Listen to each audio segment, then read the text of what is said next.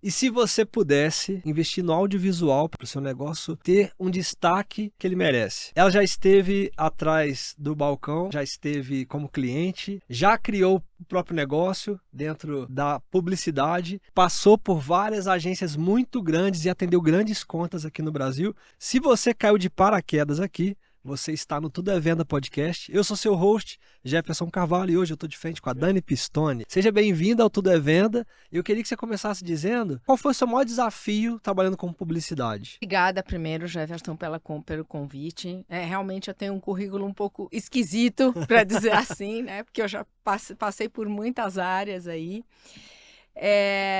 Eu acho que hoje o maior desafio de você fazer publicidade, né, e que aí eu já amplio um pouco e chamo de comunicação, comunicar o seu produto, o seu serviço, seja o que for, está muito complicado hoje em dia, porque você você concorre pela atenção das pessoas. Isso é verdade. Né? Então, o nosso cérebro não mudou de 100 anos para cá. Mas a rapidez com que a comunicação mudou nesses últimos anos, principalmente, é enorme. Você acha que é por conta da oferta e demanda também? Eu acho que você tem uma oferta enorme, né? Escolhas, né? Eu estava de férias agora e eu cheguei no balcão para pedir um café. E aí começa, café com menta, café com não sei o que lá, café não sei o que, café forte, café... Assim, só café, não tem? Então, assim, e isso é com tudo. Então, neurologicamente, quando você tem muita oferta, você tem uma desistência. Tem até um termo disso, né? Paradigma da escolha, um negócio assim, né? Você tem muita coisa e não consegue escolher nada. Né? Então, hoje a publicidade está indo para a neurociência, por quê? Porque as pessoas estão numa esquizofrenia de escolhas, né? Então, você cria os seus universos paralelos, porque, na verdade, hoje, você precisa de poucas coisas, né? Mas você cria desejos por muitas. Então, quando você fala sobre como eu vou posicionar mais um café, mais um leite, mais um serviço, dá até preguiça, né? Porque você fala, meu Deus do céu, hoje já tem tanta gente, e de que forma que eu vou chamar a atenção desse meu público, né? Com aquilo. E aí, o que você percebe é que você teve um momento áureo onde a publicidade, o reclame, a propaganda tinha o seu espaço privilegiado, né? A gente esperava para ver as histórias sendo contadas, e você tem ícones da propaganda aqui no Brasil que faziam isso com excelência, né? E a gente lembra de comerciais icônicos, né? Como o Meu Primeiro Sutiã, que a gente queria ver a consequência, a sequência daquilo, né? Era um recorte de um longa, aquele momento na vida de uma adolescente. Eu lembro do Bombril também, pô, que era... Bombril, que era o garoto propaganda, né? Era então, muito maneiro. Você tinha... A maneira de criar aquilo, na verdade, entrava como um pedacinho do sonho da vida daquele consumidor. Hoje você tem 500 canais, né? Então, você tem o digital entrando aí com uma força enorme. Um monte de rede social nova. Um monte de aplicativo, um monte de rede social. Você compete com os games, que hoje você já tem mundos ali, né? É verdade. Dentro do game, você já tem uma propaganda dentro do game, você tem um mundo do entretenimento enorme na vida das pessoas. E as pessoas acabaram fugindo um pouco, né? Você tem, há 5 anos atrás, eu tenho um dado que 74% das pessoas que têm acesso à internet baixavam adblocks.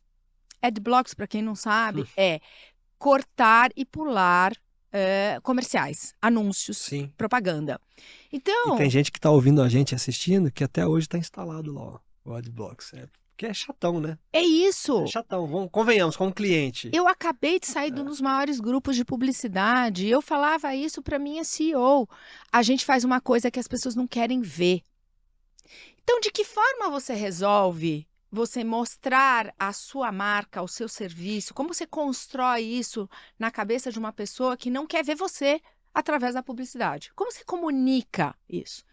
Pô, que pergunta, hein, Dani? Pois é. Essa pergunta, acho que é a pergunta de ouro. De $1 milhão.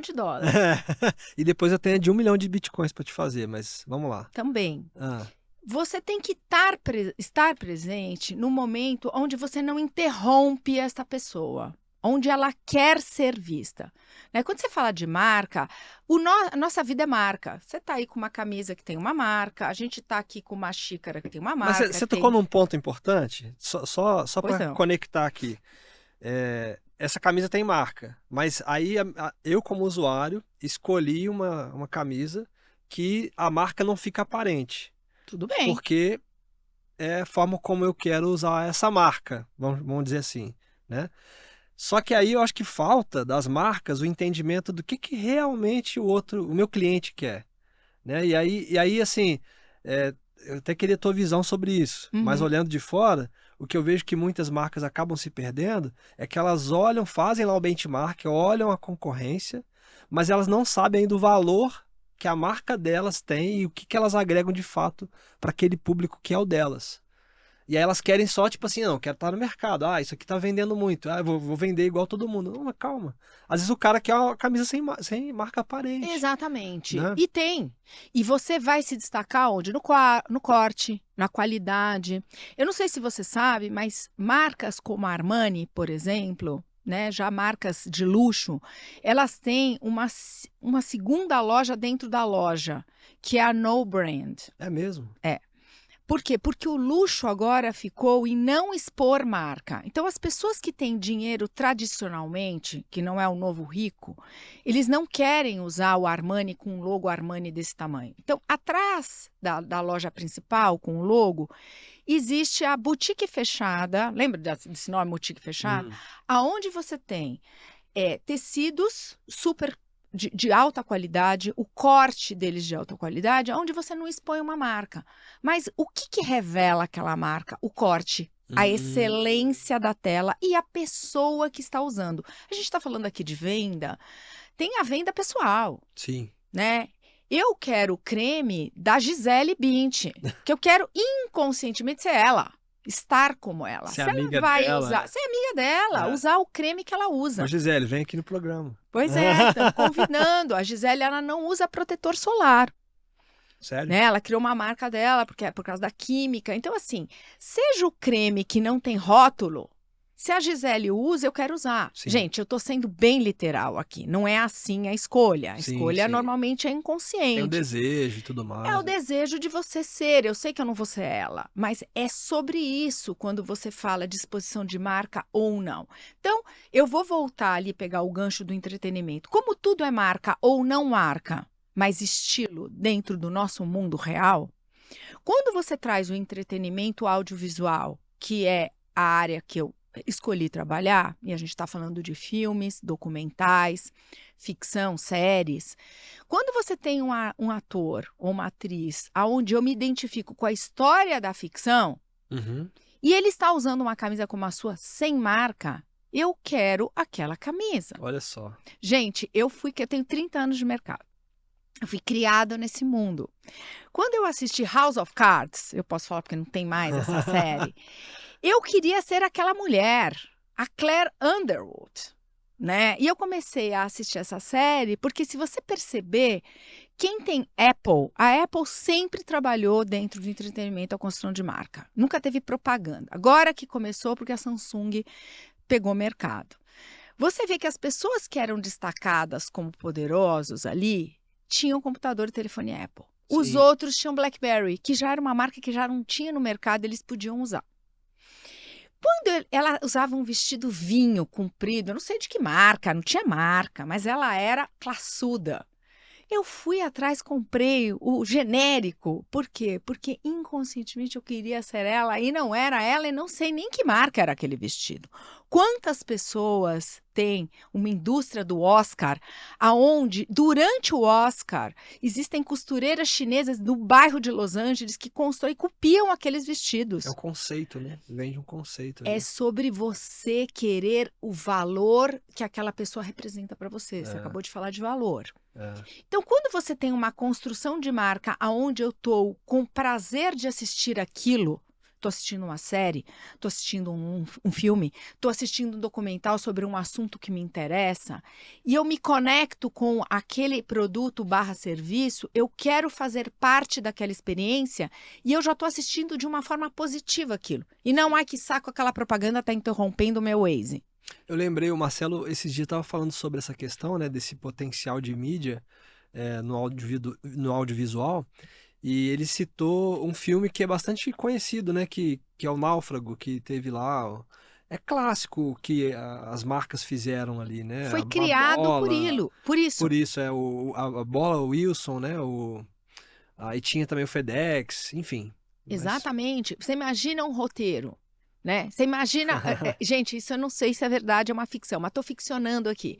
Você imagina o cliente da FedEx com problemas de marca, que está concorrência com a DHL, e fala assim, para um diretor de cinema, eu quero fazer um filme onde eu mostro o core do meu serviço.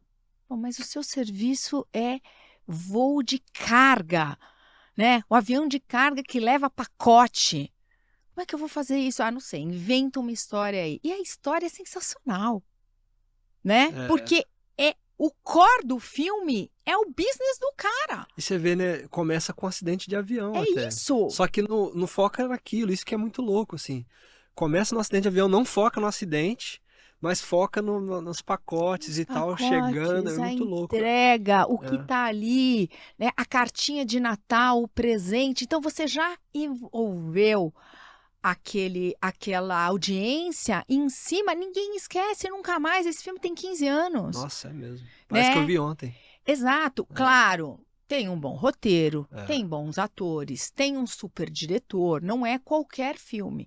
Mas se você pegar que hoje você está num mundo caótico, que as pessoas o que mais querem pós-pandemia focar é no entretenimento, porque elas perceberam que elas podem morrer amanhã, né? Então você tem o game, né, jogos, você tem o cinema ou a TV, ou você tem as plataformas de filmes e de entretenimento, você tem teatro, você tem circo. Tudo isso é vendável para uma marca e um serviço? Claro! Sim.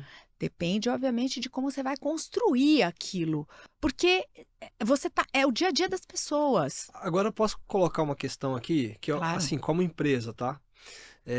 O que eu já vi, que é muito óbvio para o nosso mercado, é que as empresas acabam patrocinando, entre aspas, eventos, né, como você citou, teatro e tal, e por aí vai, através de leis de incentivo, porque o cara vai, tipo assim, o imposto de renda dele ia para o governo, e aí ele fala, bom, eu prefiro que o dinheiro circule na minha cidade, porque é muito mais interessante, e aí ele consegue fazer o dinheiro girar. Tá, então isso aqui é um caminho mais óbvio que a gente conhece. O que você está me dizendo é que eu posso provocar a empresa para um potencial de mídia que ela não está olhando agora e que pode trazer um resultado, às vezes, até maior do que o que ela está testando no tradicional, no padrão que todo mundo está acostumado a fazer. É mais ou menos isso. Eu digo mais, não só as empresas, né? Porque o mercado americano, que hoje, na minha opinião, depois de estudar um pouco os mercados, é o mercado que mais trabalha bem, né? Esse mundo do entretenimento, né? E o não só patrocínio, mas o investimento em cima disso. Você tem fundos financeiros e bancos que têm um produto específico que chama entretenimento. Olha só. Então, ele é vendável para pessoas que não entendem nada desse mercado, mas que elas querem fazer o dinheiro delas render. Né? E como você está falando de uma indústria onde geram milhões e milhares, né, e milhões de dinheiros, vamos dizer, reais, dólares, você tem um ganho, é um mercado de risco, como o Bitcoin. Como qualquer mercado de risco. Mas quando você apresenta um resultado dentro de uma planilha, e eu vou pegar um filme brasileiro para citar para você, que foi um estouro, que é Minha Mãe é uma Peça. Tropa de Elite, que é completamente diferente. Você tem uma comédia que fala de família, e você tem um filme quase político como o Tropa de Elite, né? Sim, sim. Que deu 120%. De ROI? Que isso?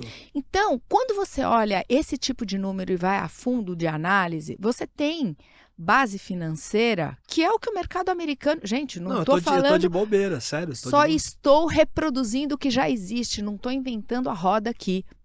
Né? E o mercado brasileiro é um mercado que, se pensar o tamanho da audiência brasileira, não fica aquém dos Estados Unidos, não. A gente adora filme aqui, pô. A gente é continental. Então, quando você pega número absoluto de audiência, versus o capital que você tem. O brasileiro tem, a gente tem dinheiro aqui no Brasil. Sim. E você coloca mão de obra qualificada, temos. Você precisa organizar, né, e amadurecer o mercado em relação a disso. Então, independente do que é, o cara que quer ganhar dinheiro, ele quer ganhar dinheiro em percentual do dinheiro que ele está colocando ali. Sim, verdade. Né? Então que você está investindo, né? Então, porque a marca, ela quer entender, né? Você vai apresentar para uma grande marca, como a Suzano de papel e celulose, que eles investem nisso, como a Votorantim, como a Petrobras, ele quer entender aonde ele está. O cara do mercado financeiro, ele quer ganhar dinheiro. Então, ele quer entender quanto que vai dar, qual risco ele está correndo e quando ele recebe. Quando você consegue, e isso, existem mercados que fazem? Claro. O mercado europeu e americano faz isso. O indiano faz isso com o Bollywood. O Bollywood está crescendo muito. Enorme, já crescendo, hoje já é enorme. É mesmo. Quando você põe isso na mesa, e a gente está falando de venda, a gente está falando de números, é inegável.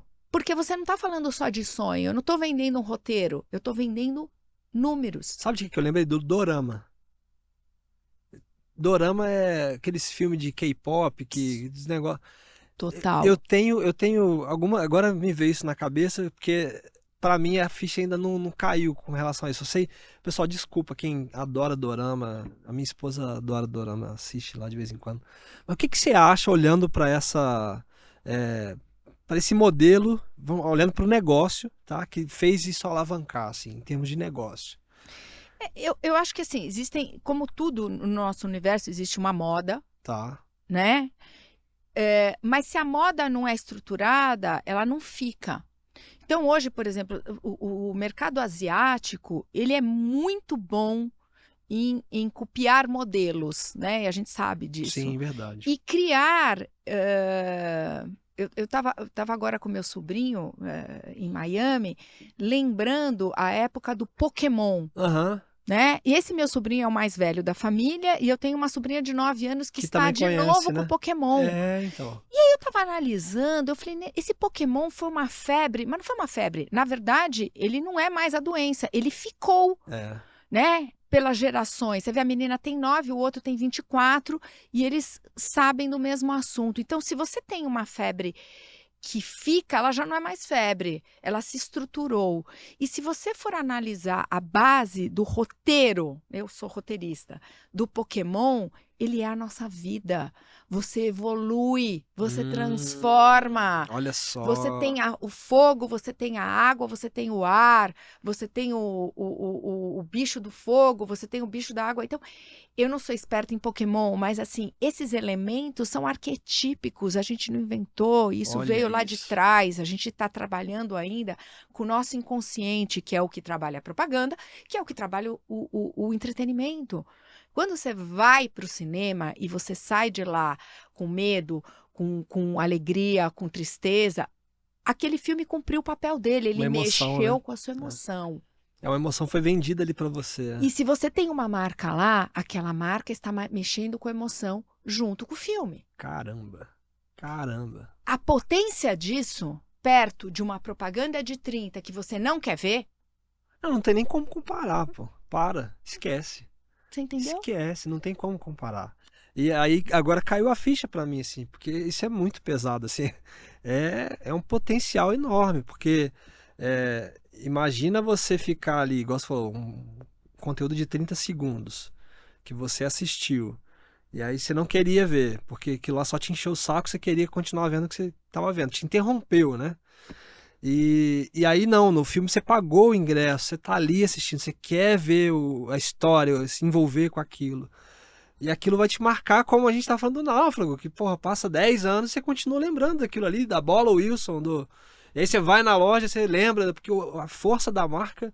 E aí eu não sei quanto que os caras investiram para esse filme, mas pensar no LTV, nesse investimento que ele faz, ele vai ter retorno pro resto da vida. Enquanto a marca existir, o investimento está ainda trazendo frutos. Os filmes são eternos, os documentais são eternos, o audiovisual de entretenimento, ele é eterno, né?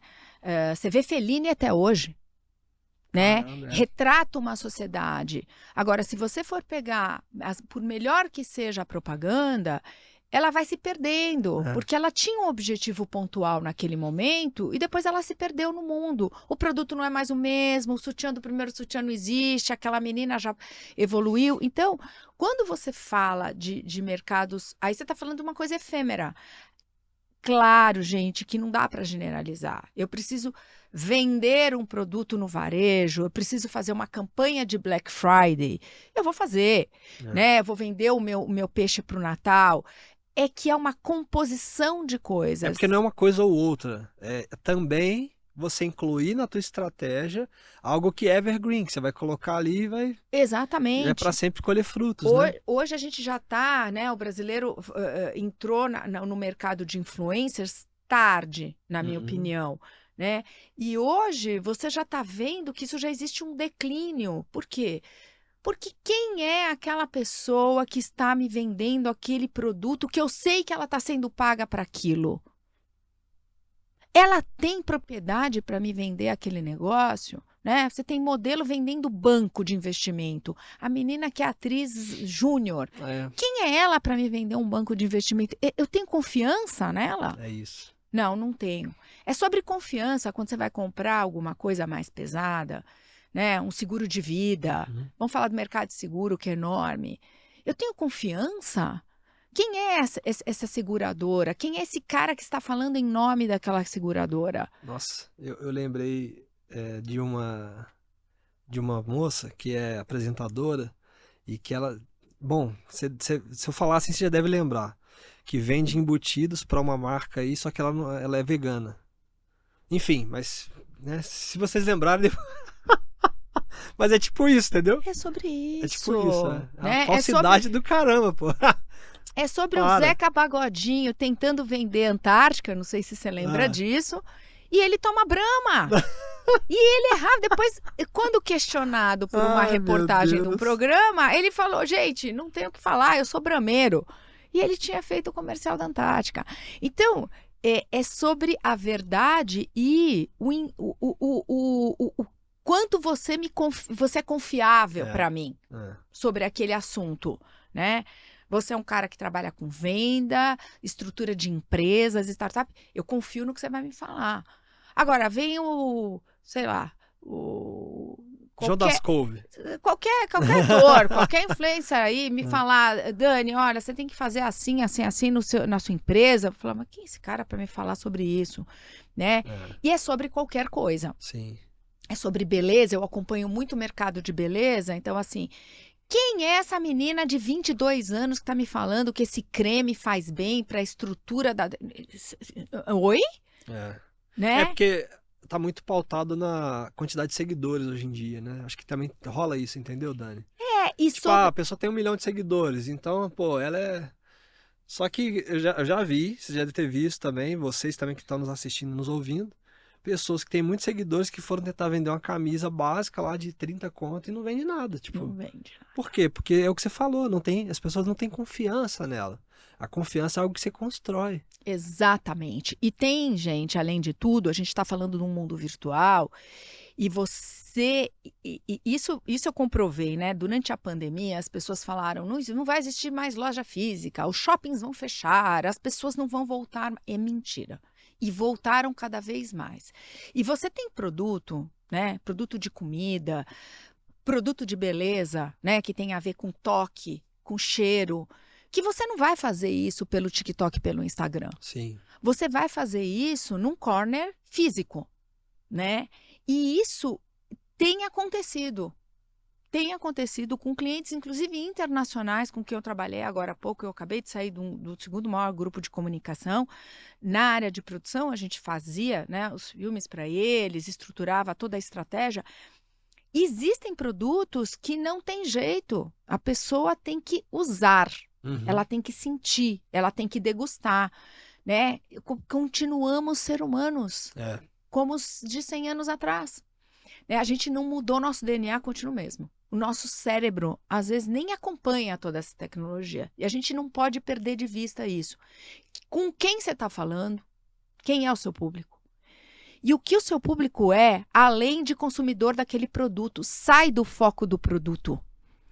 pensa no cara que tá usando. Pô, legal, porque isso você começa a contar uma história, né? Tem uma história que ele vive. Tipo, que horas que ele acorda? Que horas que ele vai pro trabalho? Que horas que ele toma café? Ele come pão com quantos ovos? Ou ele não come ovo? Sabe? Isso é legal. E vem, assim, conectando com esse ponto, tem muito o conceito do phygital, né, hoje em dia. Que é você conectar a experiência virtual com o físico. Tá, o que está acontecendo no virtual? Ah, eu vou e gero esse desejo. Aí chega lá no ponto no ponto de validação, no ponto onde você vai ativar aquele cliente, no ponto de ativação, e a experiência é um lixo. E aí o desejo era X, chegou no balcão é Y. Você fala, putz, que propaganda enganosa. Dá a sensação, pô, estão tentando só me vender, me empurrar as coisas, né? Acabou. Né? Acabou aquilo.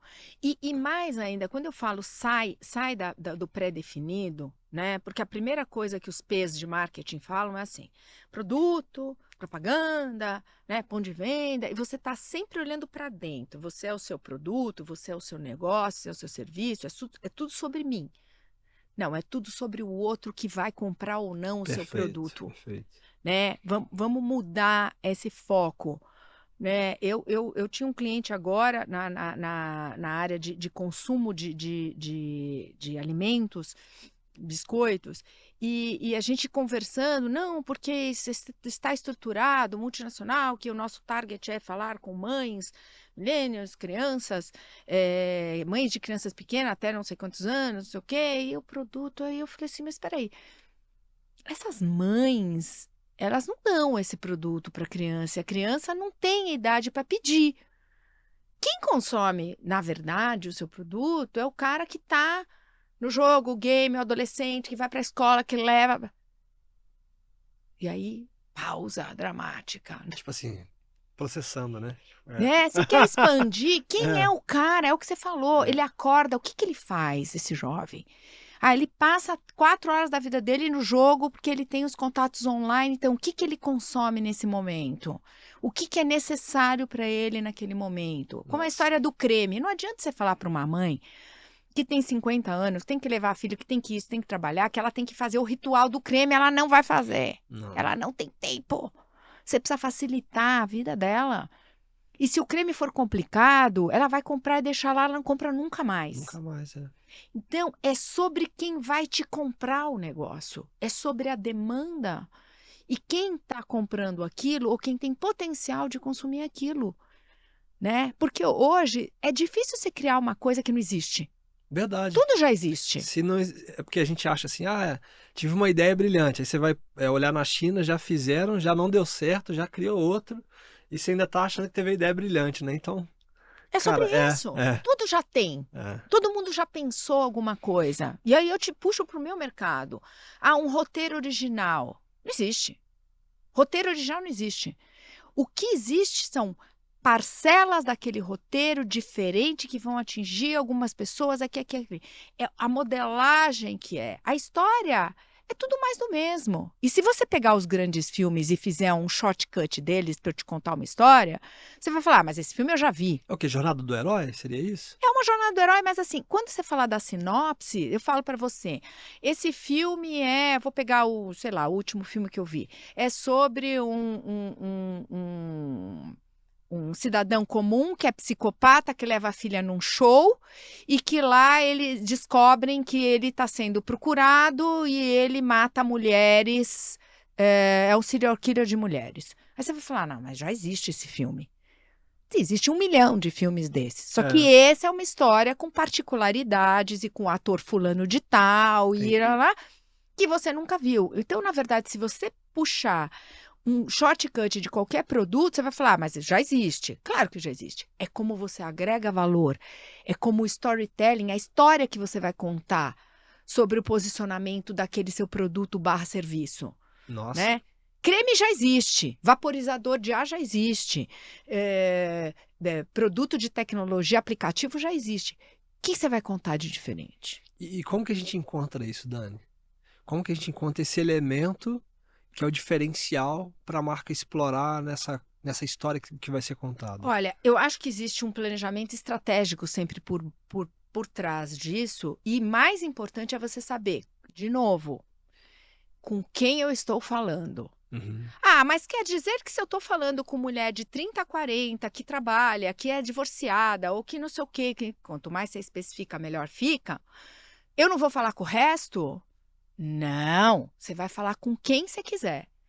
Só que não é que você vai falar com essas pessoas. Uhum. Quem vai comprar é qualquer pessoa. Sim. Mas eu estou falando para este público. Por quê? Porque não quer dizer que a mulher de 70 não queira se ver na mulher de 40 que você está comunicando. Olha só. Tá? Eu estou assistindo um filme de uma mulher de 30 descolada, eu tenho 50, não quer dizer que eu não quero ser ela e a imagem consumir o que ela tem. Então, cuidado quando você fala de coisas absolutas e quando você fala do inconsciente das pessoas, Uhum. né? Não Nossa. quer dizer que o carro que o playboy de 40 anos está usando não pode ser usado pelo cara de 80. Ué, deixa ele comprar. Quem está dizendo que não? Sim. Certo? Sim. Eu vou te trazer um pouco quando eu fui cliente, eu senti isso na veia. Mas cliente que você fala o quê? Quando você foi cliente? Eu fui agência de publicidade Tá. por muito tempo, né? Na área de negócios, na área de planejamento estratégico. Em algum momento eu fui experimentar o outro lado do balcão, né? E eu fui diretora de mídia, publicidade e social media da Accor Hotels para América Latina. Ah, bacana. Que é uma empresa de hotelaria que tem... Acho que é uma das maiores do mundo, né? Tipo, eles são muito grandes. Né? Aqui na América Latina eles são líderes, eles concorrem com o Marriott, com a rede Hilton, né? Eles são um grupo francês que tem marcas como Ibis, Sofitel, Novotel, Mercury. E eu cuidava de 9 marcas para eles. E o que acontecia nesse momento, a venda estava na minha mão. Eu cuidava de construção de marca e de varejo. Com a agência, eu entregava a campanha e acabou o meu problema, né? E o resultado eles que se virem lá. Aí era problema dos meus clientes. Sim. Quando você vira cliente, o problema do resultado está na tua mão. Se aquilo converte ou não. Então, você começa a ficar muito mais dentro do que é o seu público, né? De quem são essas pessoas, no meu caso, que viajam, que usam hotel e que marca... Elas usam e por que usam, né? Você começa a ter um entendimento maior. Além da pesquisa, que é muito necessária, gente. Eu acho que você fazer uma pesquisa de mercado, ele não é um gasto, é um investimento para você entender do que nós estamos falando e com quem. Para não queimar dinheiro à toa. Acho que é isso. É um seguro para você não queimar dinheiro à toa. Eu lembro quando eu entrei, eu falava com as operações e todo mundo tinha a mesma resposta para mim. 90% são clientes que vêm por business, vêm a negócio, trabalham a negócio, eles estão, o objetivo é isso, o objetivo é... Eu falava, não é possível, tem 9 marcas, todo mundo é o mesmo público, o objetivo é sempre o mesmo, né? E aí você vai percebendo que o Jefferson é sempre o Jefferson. Tem momento que ele vai no final de semana para o Sofitel, que não é mais Sofitel Guarujá, mas era... E ele é um cliente Sofitel. Ele vai com a mulher dele passar um final de semana num hotel bacana. Ao mesmo tempo, se ele vai fazer um podcast em Ribeirão Preto, ele fica no Ibis. Ele vai passar uma noite, para ele não importa. Ele vai ter uma boa cama, um bom chuveiro.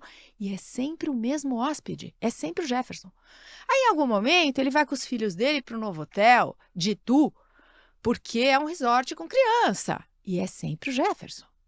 Eu percebi isso, eu fiz uma apresentação para o meu CEO na época e falei, olha, a gente está se equivocando, porque o público, ele pode usar as nossas marcas em momentos distintos. O ponto é quando ele precisa usar cada marca minha. Cara, isso é genial. Isso é genial. E ele ficou louco, eu não concordo. Eu falei, não, mas eu vou provar por A mais B, por números, que é assim. Então, a gente lançava uma campanha da marca Ibis e vendia Sofitel. Por quê? Porque o site de Accor só tinha as marcas. Quem vai decidia pelo seu objetivo de compra. Você não está olhando a marca ali, né, nesse caso. Ele queria, tipo, o resultado ali que era... Eu sou impactada por Ibis, mas eu entro lá, eu vejo que tem um Sofitel por um pouco mais, mas eu me dou de presente aqueles... Você entende? É sobre isso. E quanto mais eu conheço o momento de vida do Jefferson, quantas vezes ele tira férias no ano dele, o que ele tem, qual que é a família dele, Quantas ele tem viagens a filho, negócio, né? quantos viagens a negócio, qual é a profissão dele, para onde ele vai mais ou menos, eu consigo entender. Porque a gente fala de dados, de tecnologia, eu conheço um monte de cliente, eu estou falando de clientes internacionais que tem aquele bando de dados e não sabe usar. É verdade. Isso também é venda, gente. Você ter dado disponível e ter cérebro, inteligência artificial, não vai fazer isso por você. Ainda não. Ela pode te ajudar a te dar a aparência dos dados. Agora, a tomada de decisão é estratégico, né? Então, esse tipo de coisa sutiliza para você saber aonde você vai pôr o seu dinheiro, com quem eu estou falando. Sim. E de que forma essa pessoa vai receber essa mensagem? O que ele quer ver de mim? Eu vou te falar uma coisa sobre uma campanha que foi a campanha que mais vendeu hotel pra gente. Não foi de varejo. Não tinha preço. Foi o quê? B2B? Não. Foi uma campanha para everybody. A gente fez uma campanha falando sobre os encantos do Brasil. Sobre viagens simples, né? Nós pegamos... Acho que eu vi nos voos. Que passava nas telinhas, assim? Em algum momento tiveram, a Azul fez uma muito parecida. Ah, tá. A gente fez com os hotéis Mercury, né? Chamava Encantos do Brasil. Nós pegamos 2 blogueiros que eles eram casados e eles iam para cidades. O hotel era pano de fundo e eles iam buscar lugares diferentes no Rio de Janeiro, em Porto Alegre, em Foz do Iguaçu. E não tinha preço, só tinha o endereço do site. E foi uma das campanhas que mais vendeu. Por quê? Porque, na verdade, quando você está falando de viagem, você está falando de sonho. Mesmo que você vai para Ribeirão Preto a trabalho, é um lugar diferente. É um lugar que você... Como será que vai ser essa viagem? Tá me dando uma ideia de fazer uma temporada em Ribeirão Preto do podcast do Devenda, hein? Ó. Aí, o pessoal do hotel aí, ó. Ribeirão, tem Mercury e tem Ibis. Aí, ó. Ele começa a sonhar com aquela situação, né? Com aquela viagem, Verdade. como que ela vai ser, onde eu vou ficar. E o hotel faz parte desse sonho. Porque a companhia aérea, ela te acompanha em poucas horas da sua viagem, mas o hotel te acompanha o tempo todo. Pô, você acabou de criar Viu? Acabou de criar uma frase de impacto aí, ó. Né? Muito bom, mas é verdade, é verdade. E a gente precisa saber... Tem até uma pergunta que eu costumo fazer para os meus clientes, que é o seguinte, que conecta muito com isso. Qual é o próximo problema que teu cliente vai ter depois que fechar contigo? Porque é isso, assim, por exemplo, no caso do hotel, ele vai te acompanhar por toda a viagem. E aí o problema que o cara tem durante a viagem, ele resolve quando ele chega num lugar que ele, né, agora tá seguro, tá confortável e tal. Mas qual que é o próximo problema dele? E aí é você pensar, né, como que eu posso vender outros produtos aqui nesse lugar onde eu comecei acolhendo esse cliente e resolvi um primeiro problema para ele continuar aqui comigo e eu acompanhar durante a viagem de um jeito mais satisfatório. Você sabe que você me pegou um gancho agora, que é muito interessante a história do problema, né? Brasileiro não gosta de falar de problema, né? A gente não fala não, né? A gente não fala não, né? E a gente não gosta de falar no que deu errado, a gente só gosta de falar de glória. A gente não quer falar de problema. E é necessário você ver aonde você vai falhar.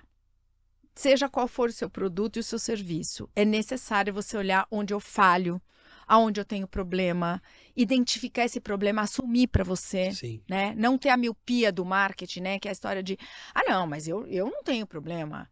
Eu falo com só homens de business. Eu tô falando com mulheres, não sei como. Não, cara, fala a verdade para você. Se você não falar a verdade na mesa ali, na tua estratégia, você vai falhar. É verdade. Vai dar muito ruim. E você sabe que a outra coisa que eu puxando para o roteiro, quando eu vou entrevistar pessoas, sei lá, quando a gente vai fazer um roteiro da vida de alguém, seja na ficção do documental, né? E é uma pessoa importante, que a pessoa, tendencialmente, a pessoa já começa a falar das glórias. Não, porque eu fui CEO de não sei o quê, porque eu ganhei o troféu não sei o que lá. E aí um dia eu quebrei as pernas de uma pessoa super importante aí, é um empresário. Eu falei para ele, eu não tô aqui para ouvir o que deu certo na sua vida, porque se eu der um Google, eu já vou saber. Eu tô aqui para entender o que deu de errado na sua vida. Aonde você sentou, pôs a mão na cabeça e falou, deu tudo errado, meu Deus, eu não sei, como que eu vou fazer para dar certo?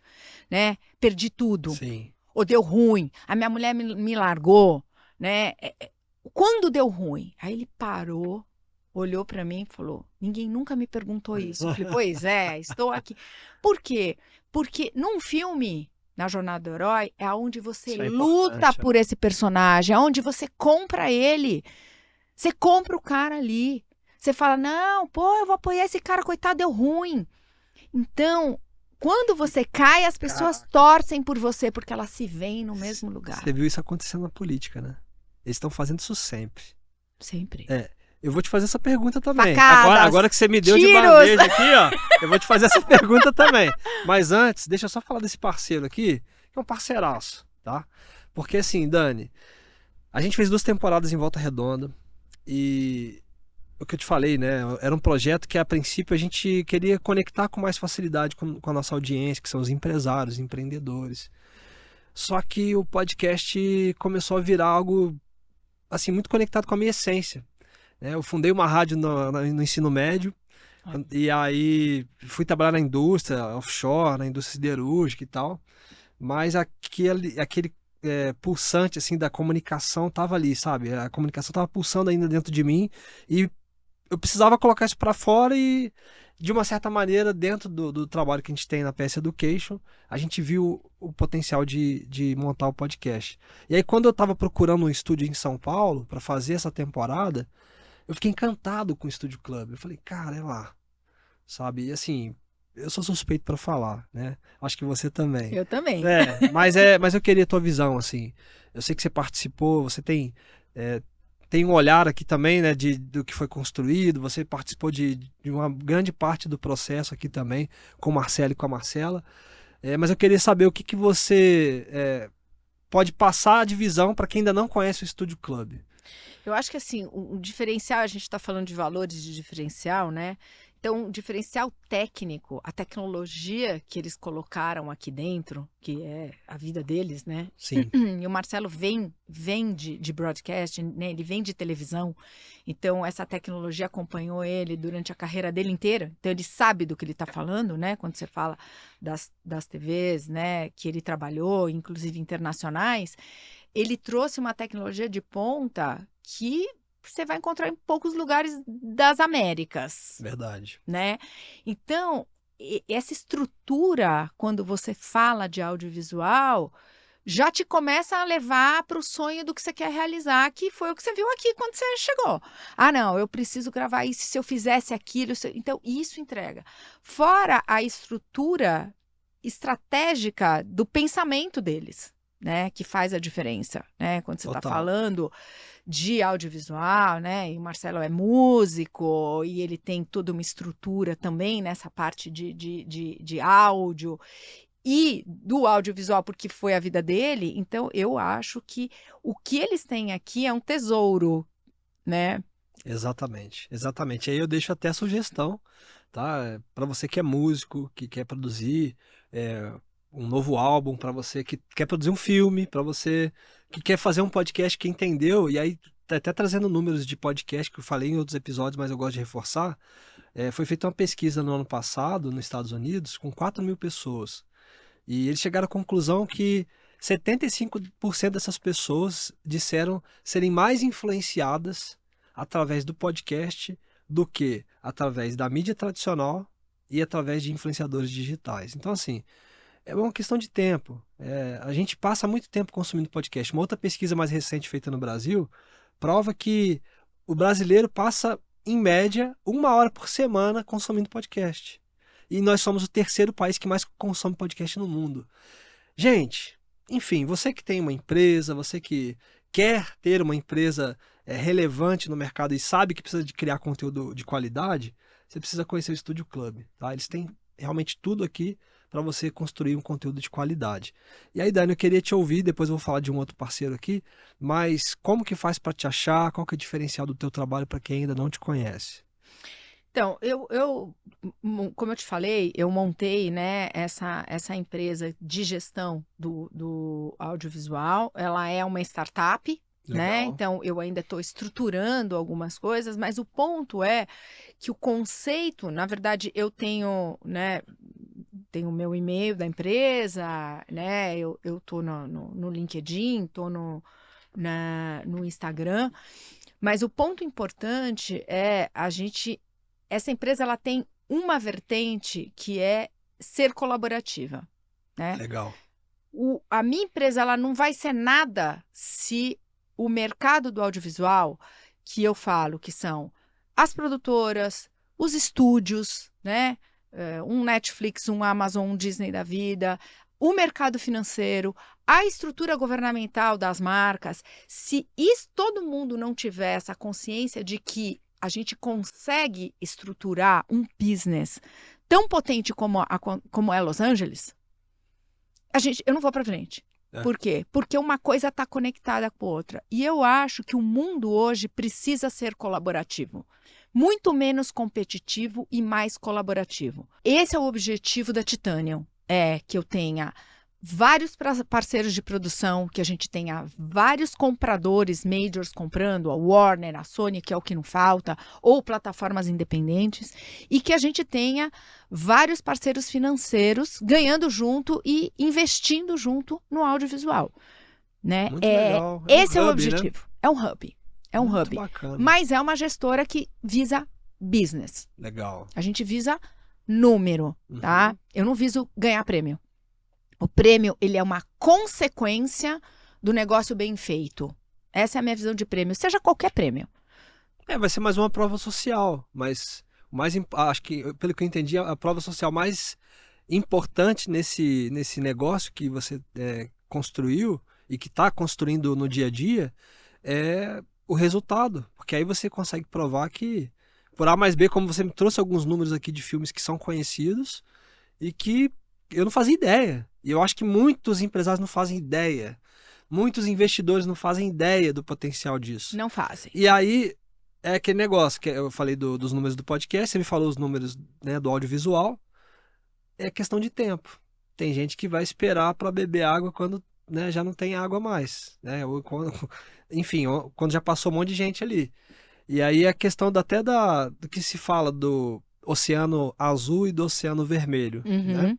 O oceano azul é o que a gente está vendo hoje ainda nesse mercado audiovisual aqui no Brasil.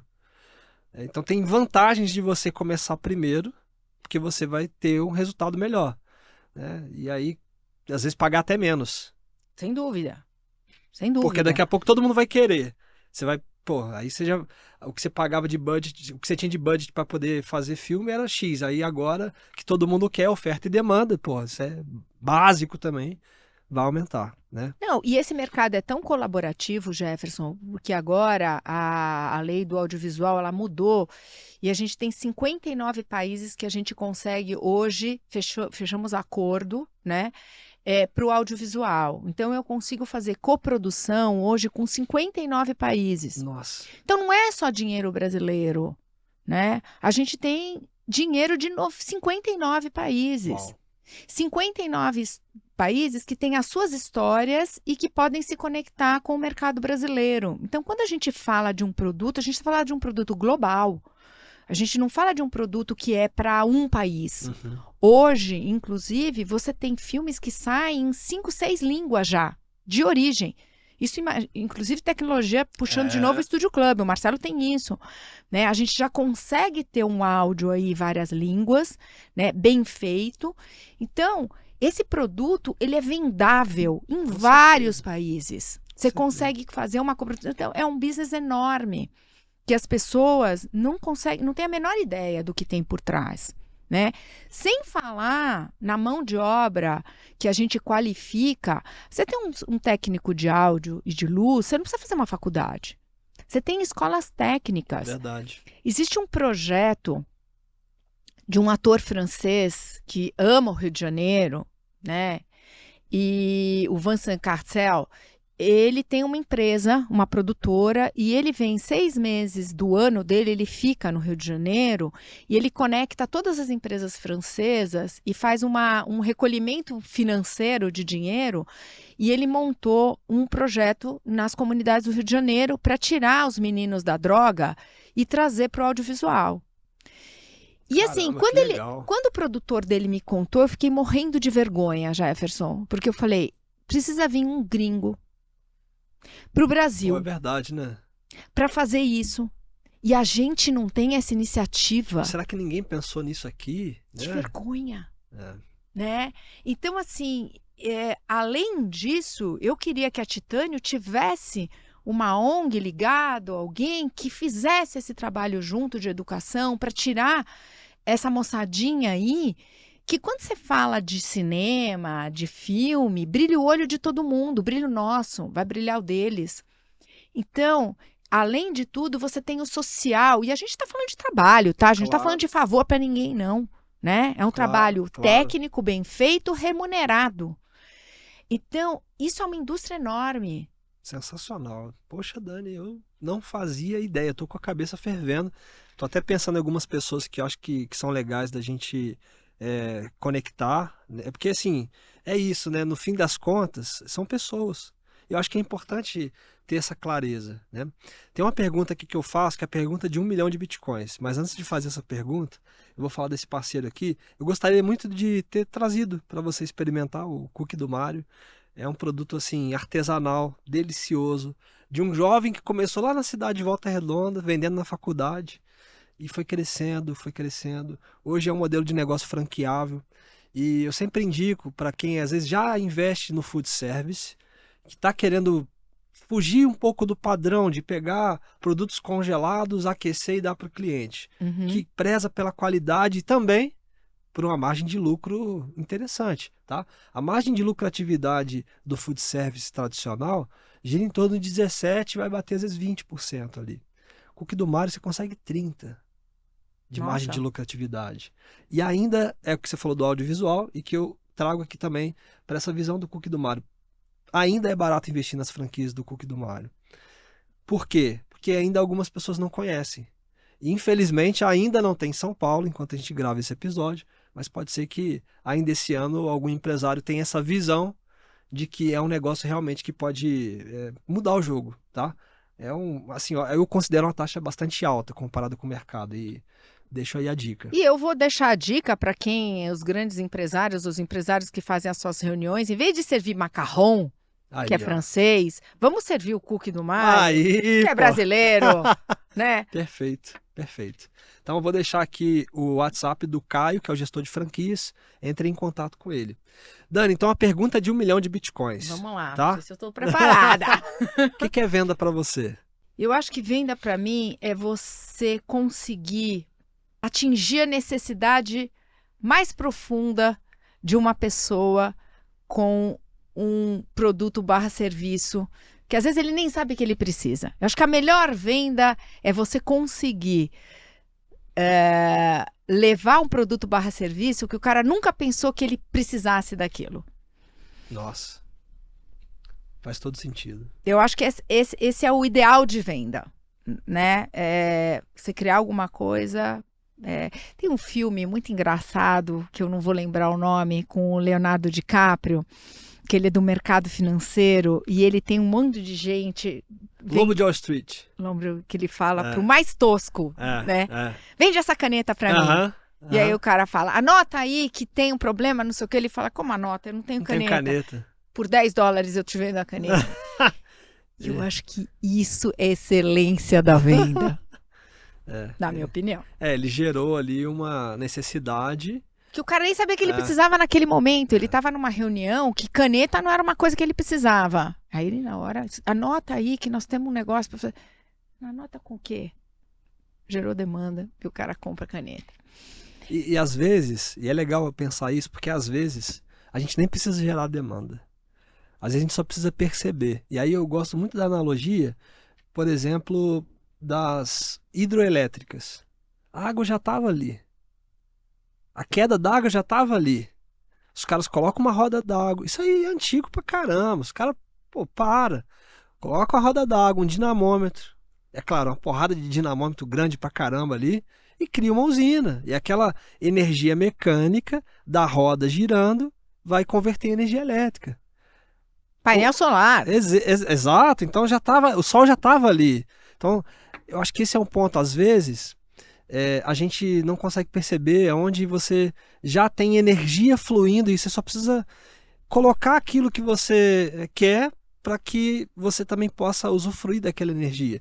Aí tem um exemplo de um cara que colocava latinhas na rua, espalhava latinha na rua inteira. Ele vendia latinha. Ele colocava espalhado, os carros passavam, amassava a latinha para ele. Ele juntava as latinhas amassadas e vendia para o ferro velho. Ou seja, em vez dele ficar amassando uma por uma, ele deixava o carro já ia passar, ali o fluxo de carro é grande. É a mesma ideia da hidrelétrica, é a mesma ideia da energia solar. Então, às vezes a gente fica pensando, eu preciso criar demanda, eu preciso criar isso. Tá, mas às vezes você já pode aproveitar uma energia que está ali e usar a seu favor esse recurso.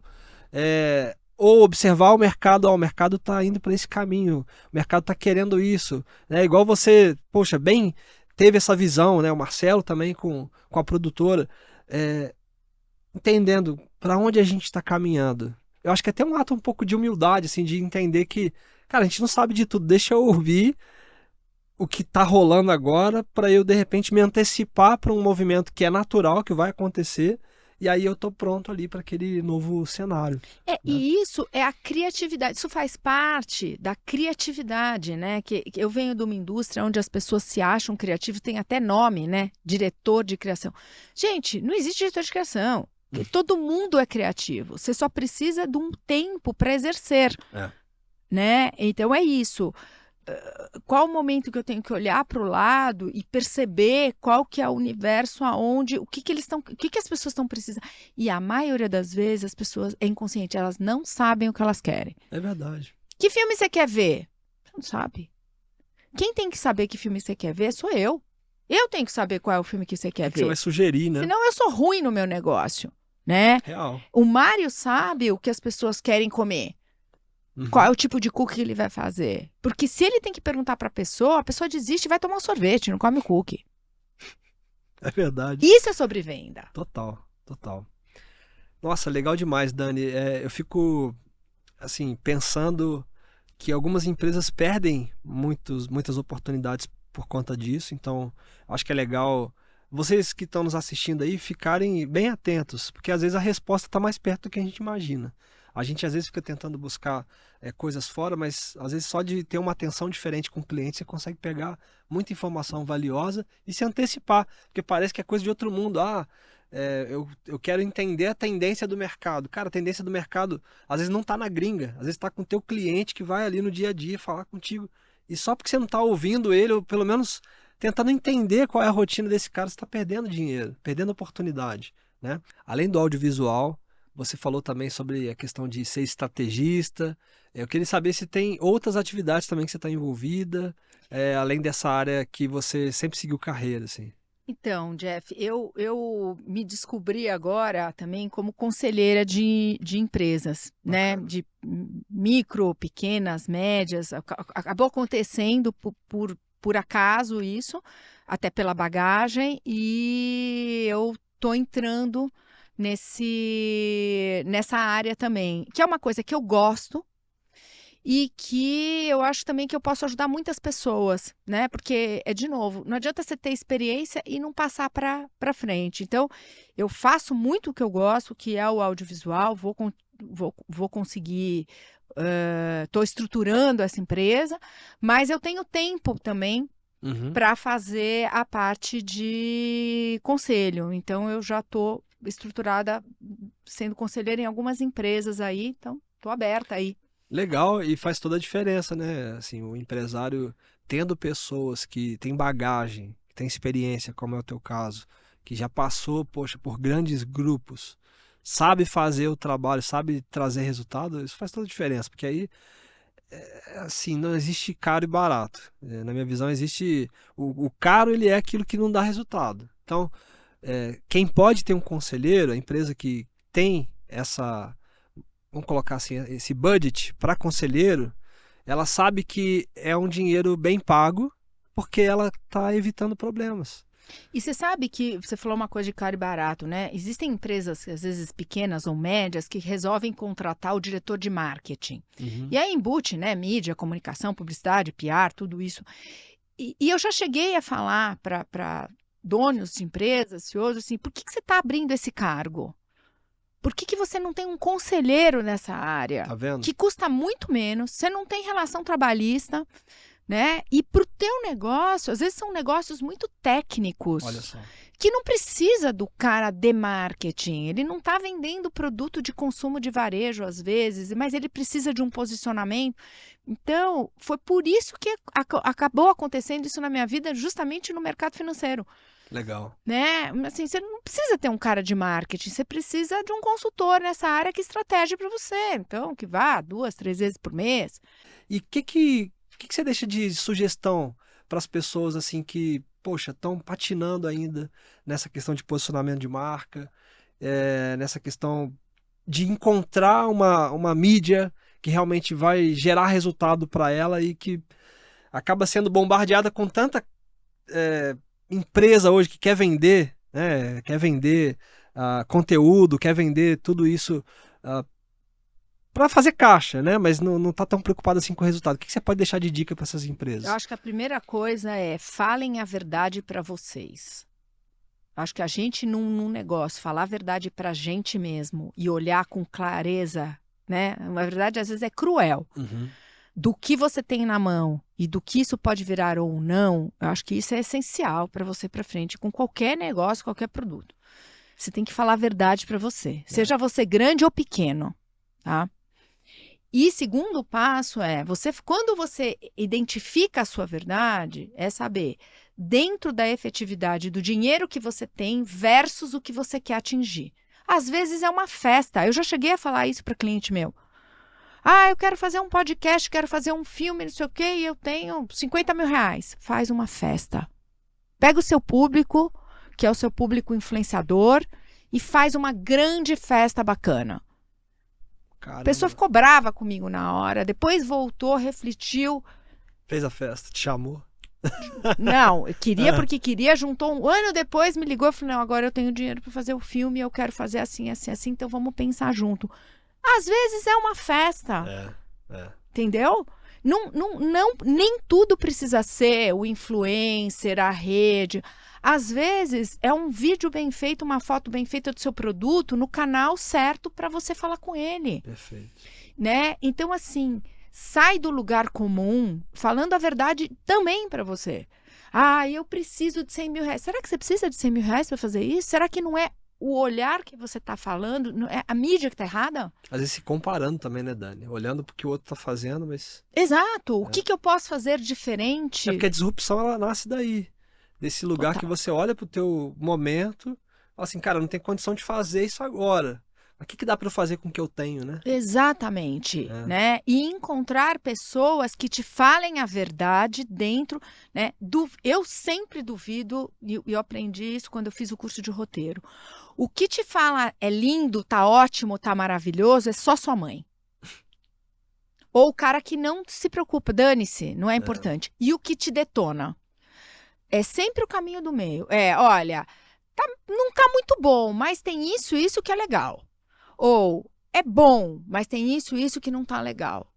Essas são as mentorias. Isso é o caminho. Sim, né? sim. O muito ruim e o muito bom, descarta. O extremo, Descarta. furada. Verdade. Vamos criar um roteiro? Opa, assim, de bate-pronto. Vamos criar um roteiro.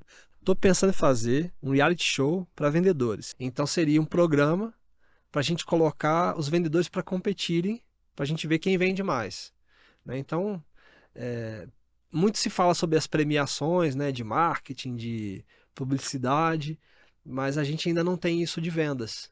Eu acho que seria legal a gente colocar, porque o vendedor ele é um ser muito vaidoso também com relação ao resultado dele.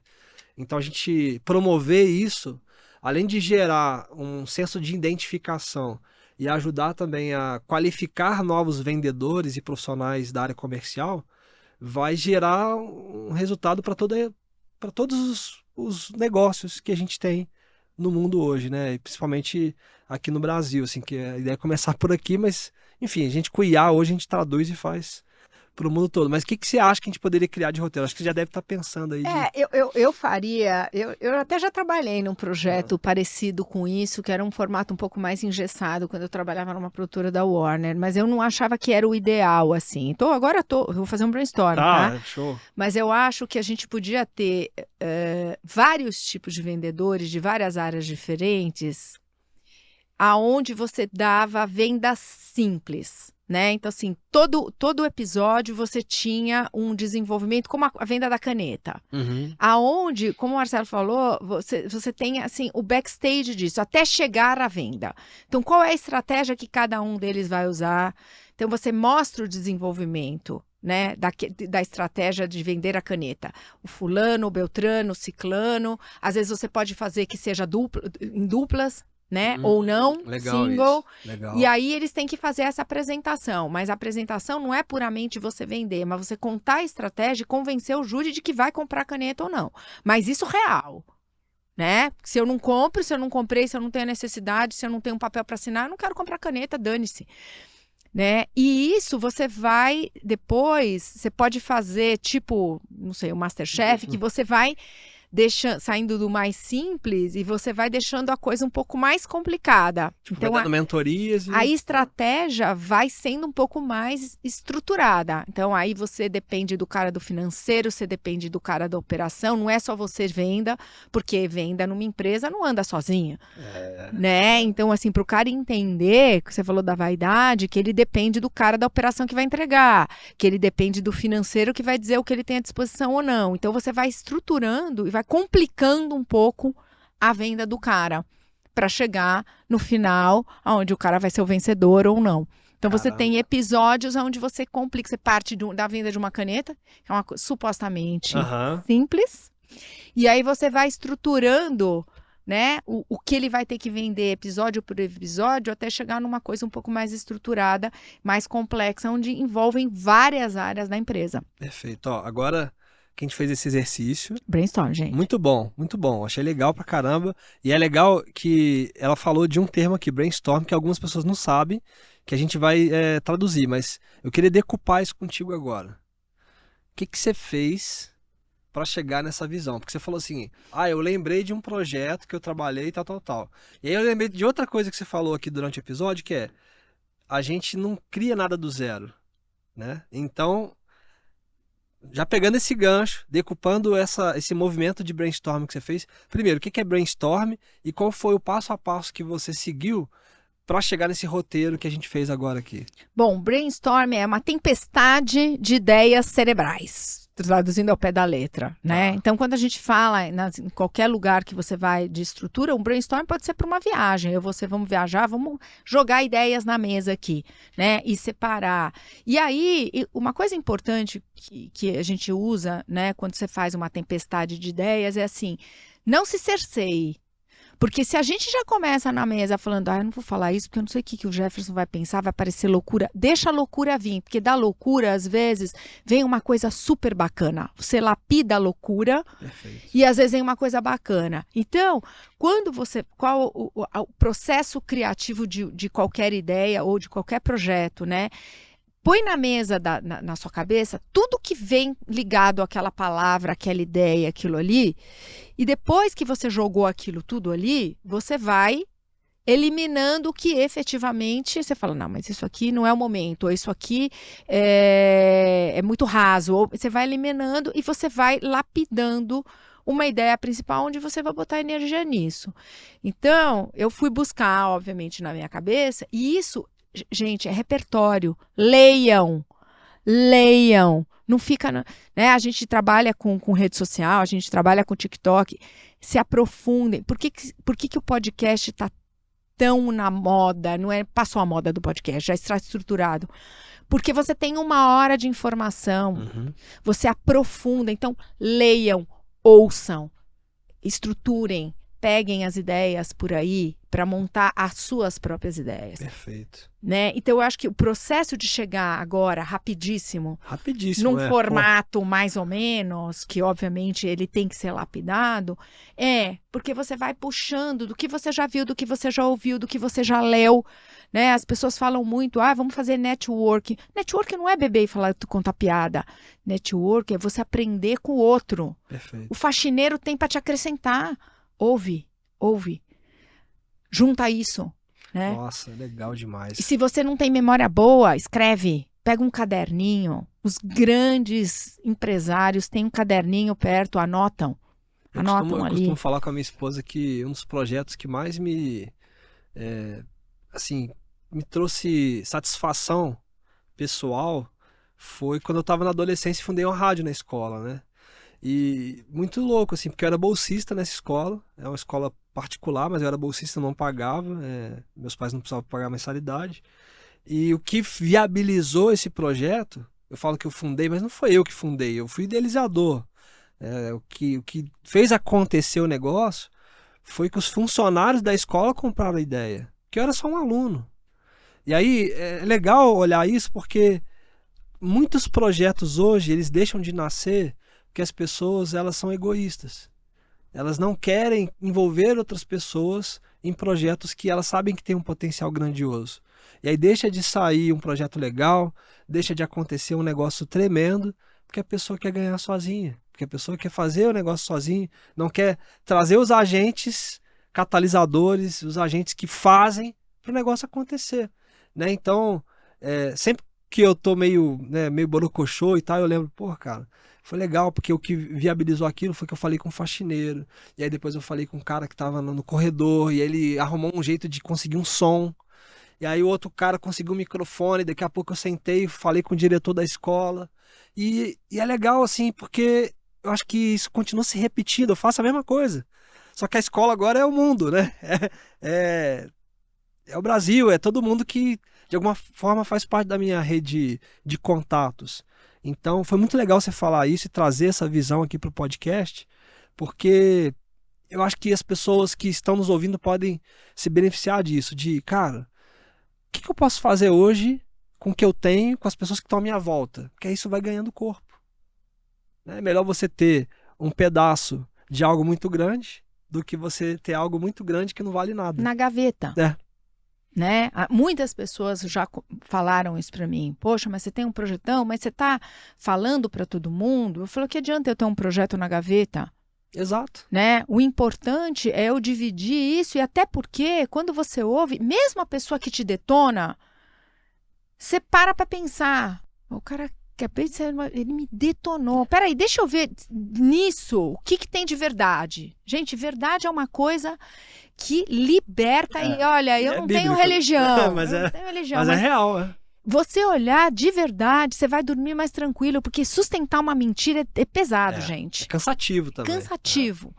Então, assim, olhar o cara que te detonou, a reunião ruim, quem não passou por uma reunião que você sai, você fala, putz, grila, vou sentar aqui. Querer voltar pro útero da mãe, exato. Né? E aí você puxa daí e vai falar, alguma coisa esse cara falou que vai me fazer melhorar. Né? Então, assim, quando você pensa assim, você não deixa ninguém desestruturar. E outra coisa, saber recuar. Às vezes a gente vai para trás, a gente vai para o lado para ir para trás.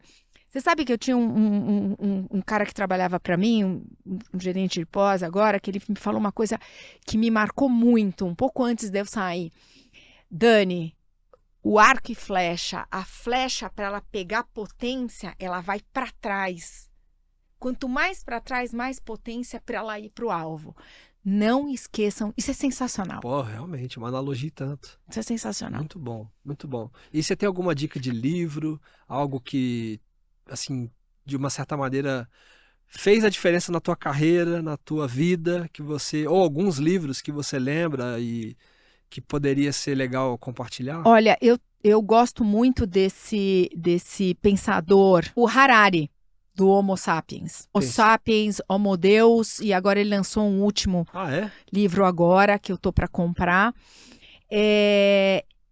Eu já li esses dois e li um outro dele que é um compilado. Às vezes ele é até um pouco pessimista, porque ele é muito realista. Entendi. Mas como eu sou muito sonhadora... Faz um contraponto, né? E é difícil o empreendedor não ser. Eu acho que ele tem coisas muito importantes que foram ditas nesses livros que ele escreveu. Olha que legal. Então, eu acho que é o que me vem à mente agora. Claro que tem um monte de livros, um monte de pessoas. E eu acho que ele tem uma análise crítica da nossa sociedade muito importante. Então, eu indico não só para quem está começando o seu próprio negócio. Eu comecei a ler os livros dele quando eu fui ser empreendedora. Eu acho que para a vida, porque eu falo que o empreendedor ele tem um chefe só, que é Deus. Né? Porque ninguém te cobra, você levanta de manhã, qual é a sua... É você que faz. E no dia que você tá ruim, você só pode apelar para uma força maior, porque nem a tua mãe te dá colo, chega uma hora que até ela não acredita. Então, é muito difícil ser empreendedor em qualquer lugar do mundo, né? E ter o chefe Deus, a régua é alta, cara. Então... Eu costumo falar também que quando eu achava que eu não ia ter chefe. Aí depois eu descobri que meu chefe era Deus, né? E também que dependendo do modelo de negócio que você tem um monte de chefe. Que são seus clientes, né? Que assim...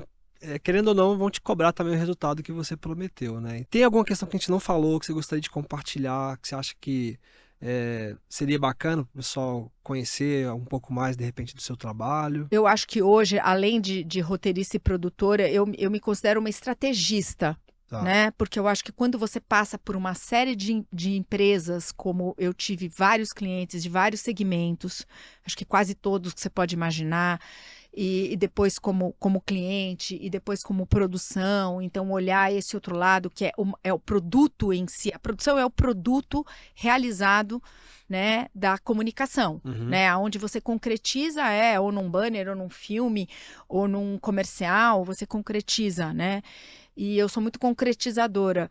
Eu acho que nesse momento, o que eu posso dizer para as pessoas que foi um ponto que eu cheguei, né, muito tardio na minha carreira, e eu espero que as pessoas encontrem esse ponto antes do que eu encontrei, que é o prazer incomensurável de trabalhar. Eu acho que você ter prazer, né, e assim, ter tesão no que você faz é impagável. Sim. Né? Então, eu acho que as pessoas tinham que buscar mais isso. A gente está numa sociedade que o maior problema físico, de saúde, na verdade, é o mental. As pessoas estão com ansiedade, com depressão. Hoje ele já está pau a pau com os problemas cardíacos. Eu acho que, por isso que eu insisto, isso é impagável, porque você viver fazendo o que você ama é impagável. Em saúde, em dinheiro, em tudo. Então, assim, não desistam. Não desistam das suas vendas. Eu lembrei de uma pergunta que eu falei que ia te fazer e não fiz, tá? Que é a pergunta que você falou que fez lá pra uma pessoa que era um famosão, né, e tal, que é sobre o fracasso, né? Mas eu acho que a gente vai precisar deixar isso para um outro episódio. Vamos falar de fracassos no próximo episódio. Eu acho importantíssimo falar de fracassos. Porque é onde conecta também com os momentos. Acho que hoje foi um episódio muito legal de conteúdo. Então, fazendo uma análise já desse papo aqui, de conteúdo denso, que eu acho que a gente vai precisar assistir algumas vezes ali para poder pegar todos os detalhes, principalmente das estratégias. Eu acho que você tem uma visão muito ampla sobre o mercado da publicidade, da propaganda, do audiovisual, que dá para a gente trazer para o nosso negócio, ainda que seja pequeno. Então eu entendi isso nesse papo aqui. Então eu mesmo quero aplicar isso no meu negócio também. E tem uma palavra que a gente precisa escolher, Dana, antes de encerrar, que é para garantir que as pessoas assistiram até o final. Que a gente fala que é o indicador, que a gente mandou lá para o pessoal. Aí falou, muito legal, Dani, mas e aí? Como que eu sei que assistiu até o final? A gente vai escolher uma palavra-chave. Vamos falar a verdade. Vamos falar a verdade, essa frase. Vamos falar a verdade. Então, ó, se você escrever essa frase, vamos falar a verdade nos comentários, a gente vai saber que você ficou com a gente até o final. E é legal porque vai provocar quem não assistiu. E aí a pessoa fala assim, da onde que tá isso? Né? Por que Por falar a quê? verdade? Então, vamos falar a verdade. Dani, muito obrigado. Obrigada a Foi você, Jefferson, pela sensacional esse oportunidade. papo, gostei demais. Eu também, eu quero fazer Poxa, o próximo. parabéns pela sua trajetória. Obrigada, Tá? parabéns você também. E assim, sucesso. Espero que, poxa, você que não conhecia ainda o trabalho da Dani, acompanhe nas redes sociais. Eu vou deixar também os contatos dela aqui, tá? Na descrição desse vídeo. E a gente se vê, pessoal, no próximo episódio do Tudo é Venda.